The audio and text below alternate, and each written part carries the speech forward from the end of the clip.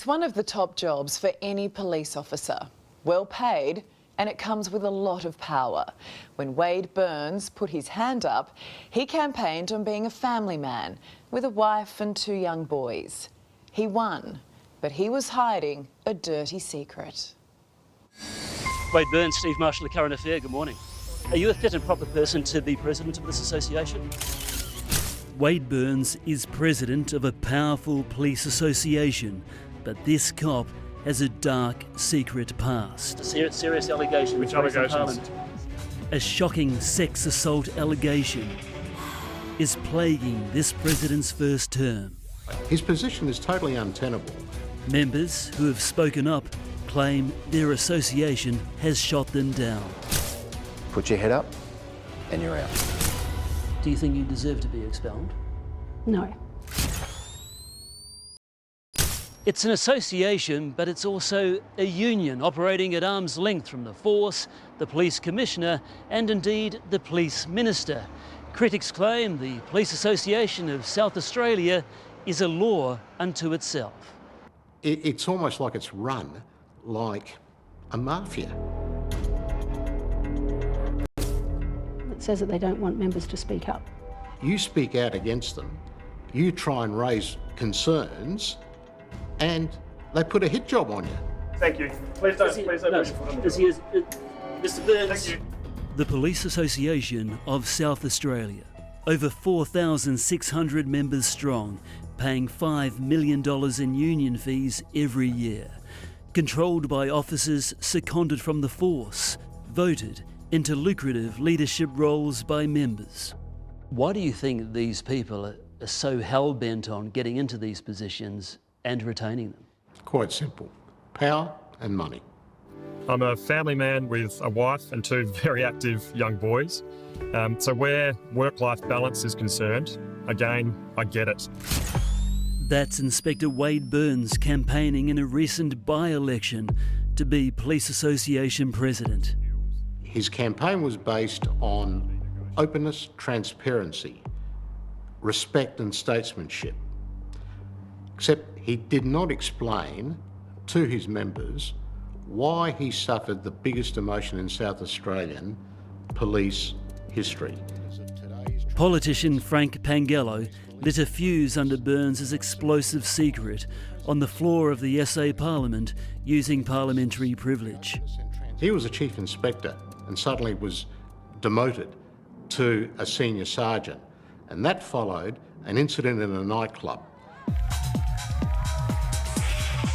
Sexual assault allegation involving a female police colleague during a night out in 2017.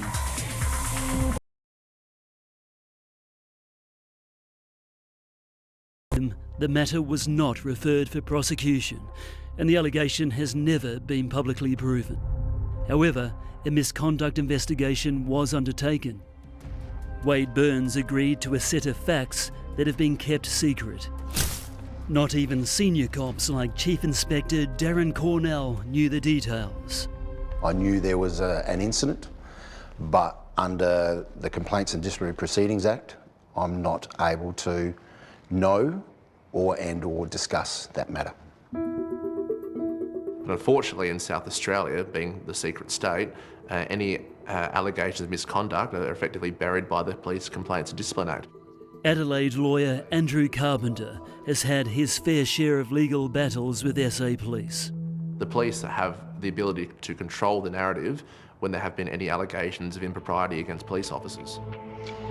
When Pangallo revealed the stunning allegation about Burns, voting in the by-election for the association presidency had already opened.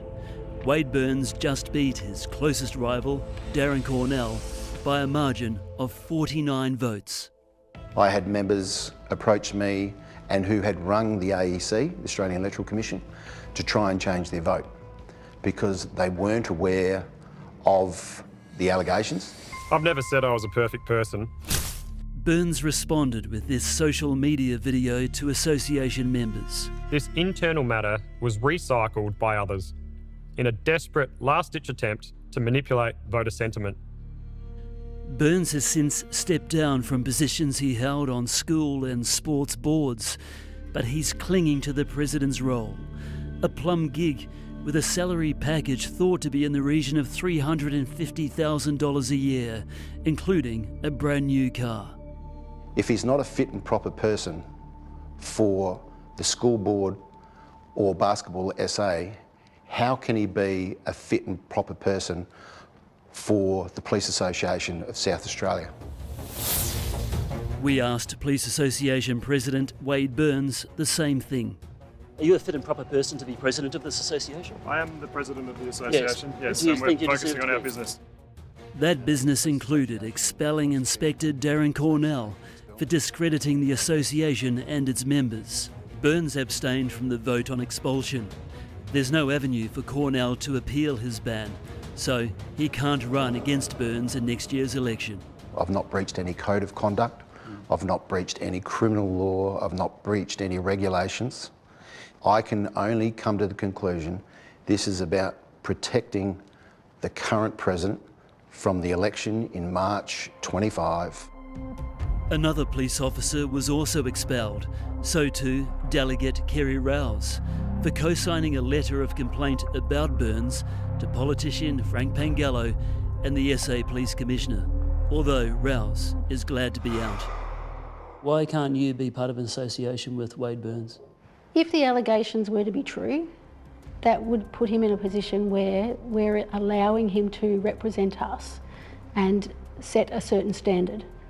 And that's why they don't think that he's suitable to represent us as a police association president.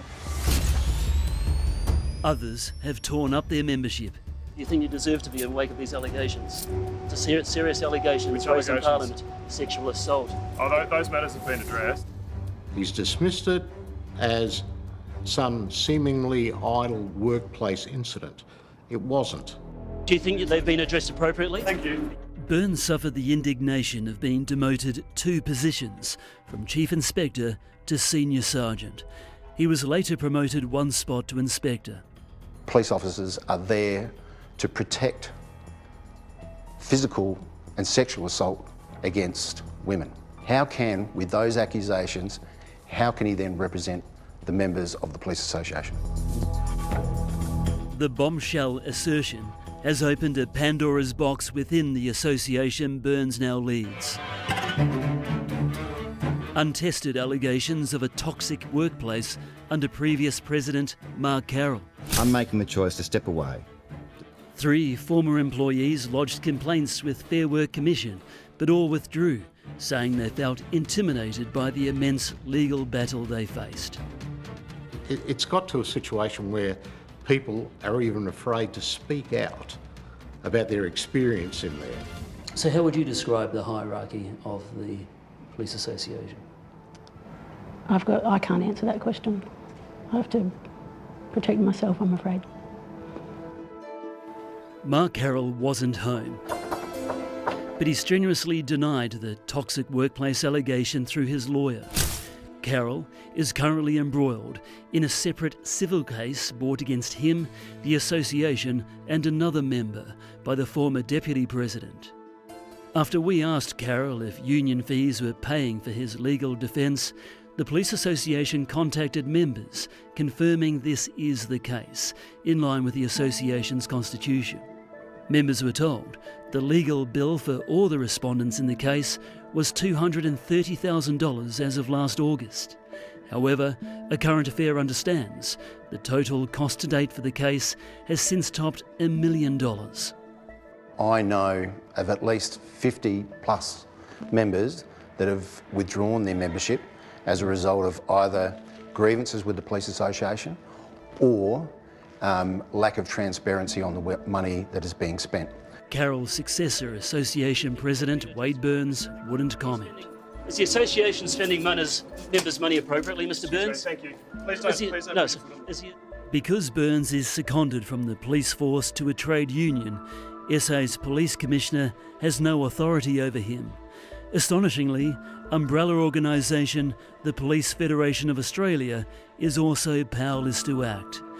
That leaves Wade Burns to decide the standard of integrity and transparency in his role as SA Police Association President. Mr Burns, you know the saying, if you can't stand the heat, get out of the kitchen, Mr Burns. Is that the standard our hard-working police officers deserve? I reckon they deserve much better than Wade Burns.